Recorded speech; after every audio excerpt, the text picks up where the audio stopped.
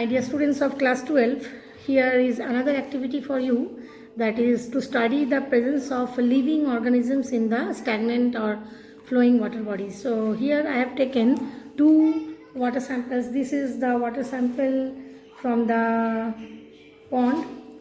This is the water sample that I have taken from the river. So what I have to do is that I cannot just simply take the water and study the living organism. Here I have to take this water of equal amount from two sources, and then I have to add one fixative and fix the water sample along with the fixative and keep it in a small, say I am taking this small beaker where I am taking two different beakers of the same weight, same size, and I will keep the samples of the two different water samples along with the fixative, and I have to keep it for 48 hours to 72 hours.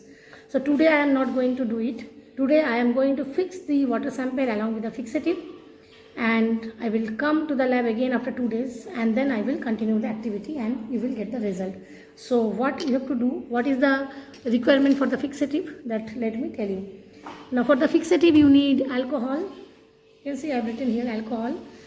You need formaldehyde. Okay, you need formaldehyde and you need acetic acid. Wait, let me show you.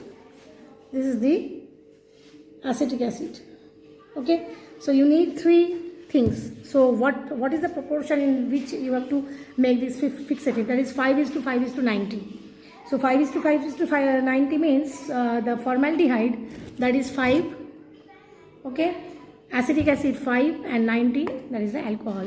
So this I will measure, I will make the fixative, and then I will mix with this water sample, and then I will put this sample undisturbed for 48 hours to 72 hours. And the living organism present in the water will be fixed. Okay, it will be fixed in the water. And then the next day when I will come, I will just conduct the experiment. So let's start with how to make the fixative. Let me show you. So at first I am taking the formaldehyde, the formalin. Okay, so 5 ml I am putting here in the measuring cylinder. Okay, you can see 5 ml I am taking it here. Next again 5 ml I am taking another cylinder. I am taking another cylinder for the acetic acid. It's 5 ml.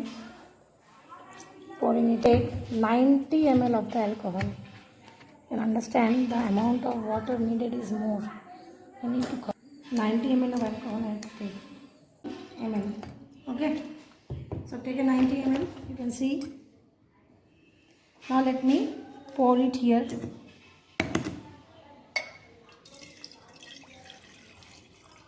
So fixative is ready. Fixative is ready. Now what I have to do is that I have to take this water sample separately. The 50 ml beaker, I am going to take 20 ml of this water. So this is the water sample that I have taken from the pond. So 20 ml I am putting. I hope you can see. Taken. So this 20 ml. Next beaker, pond, 20 ml. 20 ml. So let me write, otherwise the next day I will be confused. This is the pond water, keeping it here below. This is the river water, keeping it here. Now let me add this. Okay, let me measure the amount of this 5% of, I will take 5 ml. Okay, 5 ml is required. So I will take 5 ml.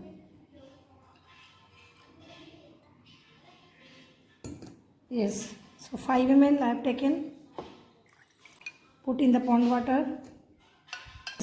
Almost 5 ml for the river water I am putting. Okay, So this setup will be undisturbed.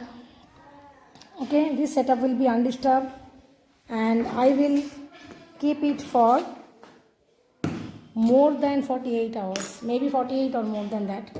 So let's do the activity the next day. Till then, bye. Now as you see that these are the water samples which are kept for more than 2 days. I came on Tuesday, today is Friday, so I kept this nearby around 12 noon on Tuesday along with the fixative, and today I am going to do the activity. So how to do it? You see here, this is the water sample from the pond, I have marked here, and this is the water sample from the river. So what I have to do, I will take few drops of the water sample that is added with the fixative here. Whatever microorganism is present here will settle down at the bottom of the water. I will just take the water sample and heat a little bit to fix the microorganism. This is called heat fixing. So I will heat fix it and then I will study under the microscope. So let's start with the activity. So here you can see I have taken 2 slides. One I have marked as P for the pond water. Another slide I have marked R for the river water. Now let me take 1 drop of water. First I am taking the pond water. Okay, I am taking the pond water. I will take 1 drop of pond water here. 1 to 2 drops. Okay, I have taken. Now I am taking another dropper for the river water. Otherwise it will mix. Okay. So I am taking the other dropper for the river water. So I have taken. Now what shall I do? I will put few drops of methylene blue. I will take some drops of methylene blue stain over it. Just a few drops. Okay. You can see. Now what I have to do? I have to heat fix it. Now let's heat fix. You can see the burner is glowing. I have to just place it for a few moments. I have to just warm it so that the microorganism present here will be fixed. You need to take care, much care while handling the glass apparatus in front of fire. You should be very, very cautious. And when you are feeling hot, you just leave it and start with the next slide. You see, it's very, very hot. It's very difficult to do all this activity alone. I have no lab attended now in this period of scarcity. It's very, very difficult. So here I am fixing the pond water, slide for the pond water, you can see. So let me see what are the microorganisms present in this pond water.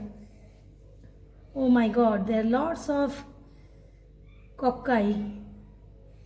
Yes, I can see cocci, I can see few other microorganisms too. Yes. Okay, I am showing you few microorganisms that I can see over here. You might be thinking how I am going to show you.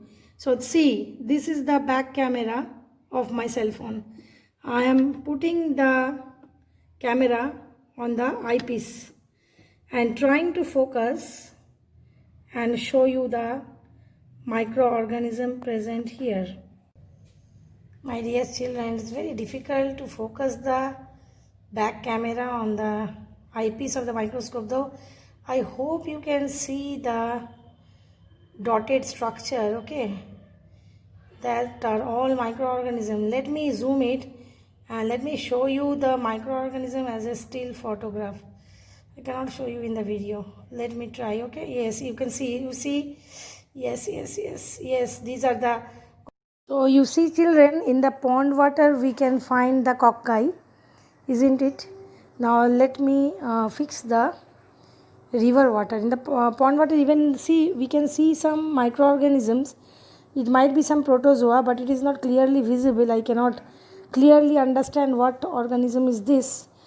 So you can write some type of protozoa, and even you can see some organic debris is also there in the water sample. That means there are a lot of organic decaying matter in the water sample in the pond. Now let's do for the river water.